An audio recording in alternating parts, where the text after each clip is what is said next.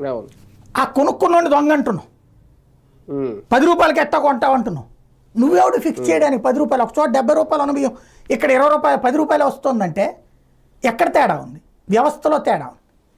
ఇక్కడ సమస్య ఏంటంటే మాఫియా అనేటటువంటి పాయింట్ని, సరే వైఎస్ఆర్ కాంగ్రెస్ పార్టీని వ్యతిరేకించే వాళ్ళందరూ కరెక్ట్రా బలపట్టాడరా అంటారు. అదే సందర్భంలో నిజమైనటువంటి పబ్లిక్లో ఎంత మేర స్పందన ఉంటుంది అంటే ఎవడు పెద్దగా పట్టించుకోవట్లేదుగా, చదువుకుంటున్నారు.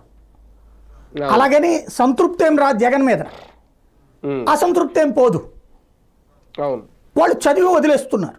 అలా కాకుండా చూడరా ఎంత దుర్మార్గం చేసేసారో వీళ్ళు అని ఫీల్ కావట్లా. ఎందుకని? అవును. తిలా పాపం తలా పిడికిడని. ఏది ఇప్పుడు కనుక ఎలక్షన్స్ అప్పుడు డబ్బులు పంచే విషయాల మీద మొదట్లో ఏంట్రా అక్కడ అట్లా డబ్బులు పంచారంట కదా, ఇక్కడ ఇంత డబ్బులు పంచారంట కదా అని మాట్లాడేవాడు. తర్వాత అవును. ఏందా 2000 అని ఇచ్చింది, మా ఏరియాలో 3 అంట కదరా, ఆ ఏరియాలో 4000 అంట కదరా అంటున్నారు. ఉమ్. అట్లాగే ఇదొక రొటీన్ అయిపోయింది. ఎందుకని ఎవరి కాళ్ళే అమ్మేసుకుంటున్నారు కదా బియ్యం. చివరికి రేషన్ షాప్ వాడు బదులు వెనకాల వచ్చి కొనుక్కుంటున్నారు వేరే వాళ్ళు, ఎక్కడికక్కడ పట్టుకుంటున్నారు. దీంట్లో జరిగేదల్లా ఒక్కటే, పవన్ కళ్యాణ్ వ్యక్తిగతమైనటువంటి కసి తీరుతుంది. అది జగన్ మీద కాదు. ఇది జగన్కి వచ్చేది దీంట్లో ఏముంటుందని ద్వారంపూడి మీద ఉన్న కసి తీరుతుంది.